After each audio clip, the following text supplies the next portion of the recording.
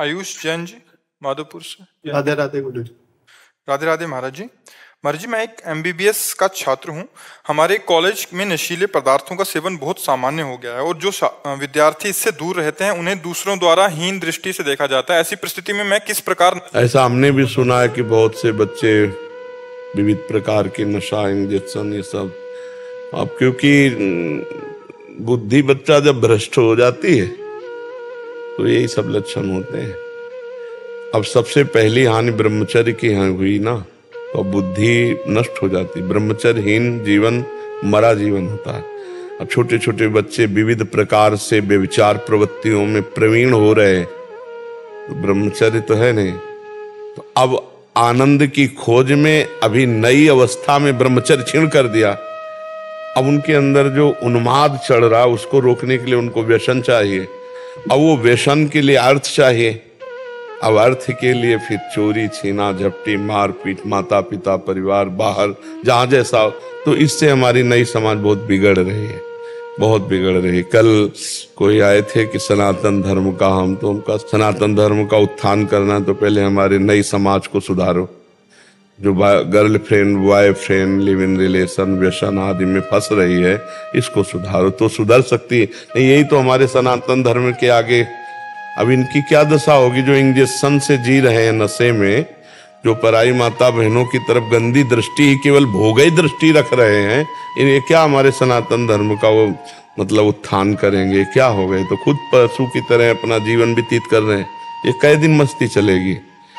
ये कई दिन ज्यादा दिन जीवन नहीं रहता। ऐसे लोगों की लीवर खराब हो जाते हैं, बहुत तरह की बीमारियां, और ना आ जाए तो फिर इतना वो डिप्रेशन में पहुंच जाते हैं। महाराज जी, जो पढ़ाई कर रहे हैं उसमें सभी डॉक्टर बनेंगे?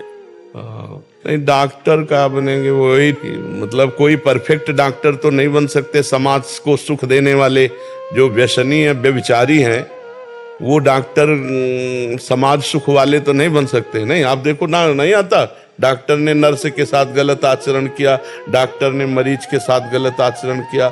डॉक्टर वो मर चुका है मरीज, लेकिन फिर भी वो कह रहे कोशिश कर रहे हैं, हम 2-3 दिन अभी लगेंगे, और उसके पैसे ले रहे हैं। तो ये सब वही है नशेबाज, बेविचारी लोग। नहीं, जब मरीज दस्तखत कर दिया और प्राण तुम्हें समर्पित कर दिया और आप ले गए ऑपरेशन आदि के लिए या जहां, अब उस समय तुम भगवान हो उसके, आप जीवन रक्षा के लिए पूरा प्रयास करो। वो चीज डॉक्टर को भगवान माना जाता है हमारे यहाँ। तो आप सोचो, आप मरीज के साथ आप धोखाधड़ी करो या आप किसी के साथ बेविचार करो तो आप भगवान हो। फिर तो मतलब यही बुद्धियां, अगर ये आज के बच्चे जो व्यसन करने वाले बेविचारी बच्चे हैं ना, ये जब डॉक्टर, मास्टर कुछ भी बनते हैं तो ये ऐसे ही बनते हैं। जब उनके सामने समाज होती है तो समाज का शोषण करने वाले बनते हैं। डॉक्टर का पद भगवान का पद होता है, तुमको अपने पद का गौरव नहीं। तो ये जब लोग डॉक्टर बने, चाहे मास्टर बने, चाहे जहां बने, ये गंदगी ही फैलाएंगे, क्योंकि दिमाग गंदा है ना, दिमाग अस्वस्थ है। स्वस्थ दिमाग जो है वो वही तो समाज की सेवा कर सकता है। ये बीमार लोग हैं, ये बीमार लोग हैं, बीमार दिमाग के लोग हैं। हाँ, इनको जरूरत पड़ी तो ये किसी को जहर भी दे सकते हैं। और जो वास्तविक स्वस्थ दिमाग के डॉक्टर हैं, वो तुम पैसा से तौल दो तो भी मरीज के साथ धोखा नहीं करेंगे, क्योंकि उनको अपने धर्म का ज्ञान है कि इस समय मरीज का जीवन हमारे हाथ में, हम ऐसा नहीं कर सकते। पर प्रायः बहुत कम ऐसे लोग हैं जो अपने धर्म को पहचानते, उन्हें पैसे में बिकने के लिए सब तैयार है। तो बच्चा, बहुत कठिन बात है, कैसे सुधारा जाए? आप लोग स्वयं सुधरने की चेष्टा करें और बचने की चेष्टा करें तो हो सकता है।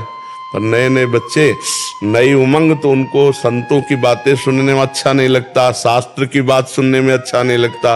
उनको तो लगता है नया जीवन है, आनंद ले लो। लेकिन आनंद का एक समय होता है, जब आप पानी ग्रहण करें, गृहस्थ में जाएं और फिर अपने अनुसार धर्म पूर्वक चलें, तो एक गृहस्थी का आनंद है।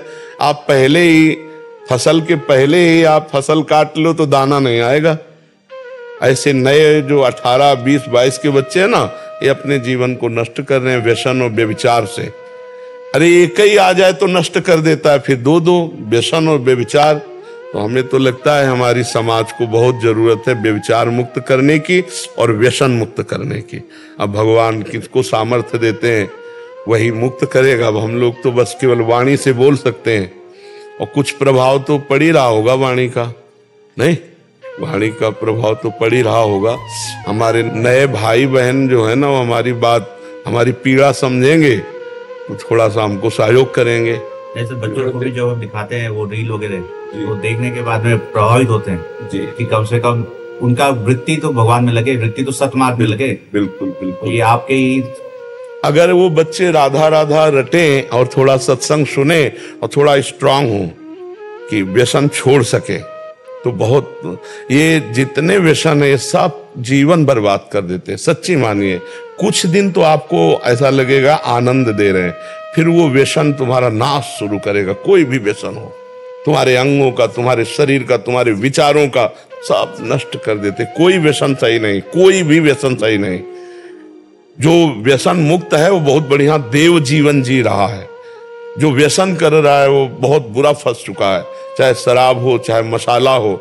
ये मसाला में ऐसे ऐसे केमिकल पड़ते हैं। एक दिन एक डॉक्टर साहब आए थे, तो वो बहुत पीड़ा से युक्त होके कह रहे थे कि मसाला से ऐसे ऐसे कैंसर हो रहे हैं लोगों के मुखों में कि बोले कीड़े निकलते हैं। और त्राहिमाम बोल रहे हैं, बोले हम महाराज जी आप बोलिए कि लोग मसाला खाना बंद करें। तो हम कहा भाई हमको तो नहीं पता था कि ऐसा, हम तो समझ रहे हैं कि सुपारी उपाड़ी है लोग खा रहे हैं, चलो भाई क्या।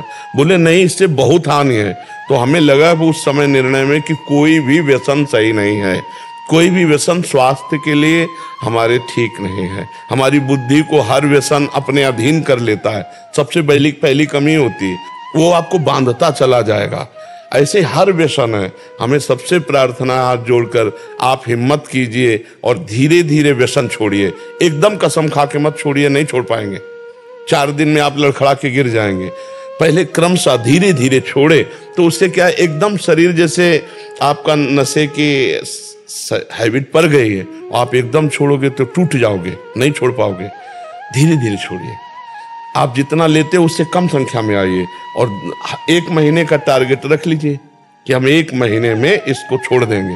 तो आप धीरे धीरे छोड़ सकते हैं। इकट्ठे नहीं छोड़ने की बात हम नहीं कहेंगे, क्योंकि नहीं छोड़ सकते।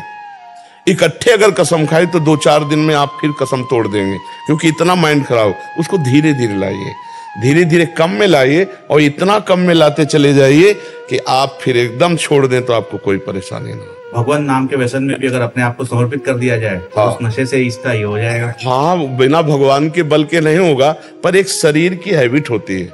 जैसे आप अगर कोई तम्बाकू खाता है 10 बार ना, तो अब जब उससे एकदम आज से कसम से तुम तम्बाकू मत खाना, अब हर समय उसको यही दिखाई दे, अगर कोई दिखाई दे गया तो फिर वो मतलब वो उसको यही लगेगा कि यार कहाँ फंस गए। तो वो धीरे धीरे छोड़े। हम किसी बात को बहुत समझ के कह रहे हैं कि व्यसन को धीरे धीरे छोड़े।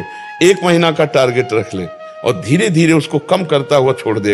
एकदम छोड़ने में व्यवस्था आ जाएगी। और नाम जप करते हुए अगर हम ज्ञान पूर्वक छोड़ेंगे कि ये हमारे लिए हानिकारक है, तो हम धीरे धीरे उस पर विजय प्राप्त कर लेंगे। तो बच्चा, अब हमारी बात तो प्रार्थना ही केवल है, आप सब विद्यार्थी जन, नौजवान हमें सहयोग दें कि आप सब व्यसन मुक्त हो, व्यभिचार मुक्त हो, तो आपका जीवन मंगलमय हो जाएगा।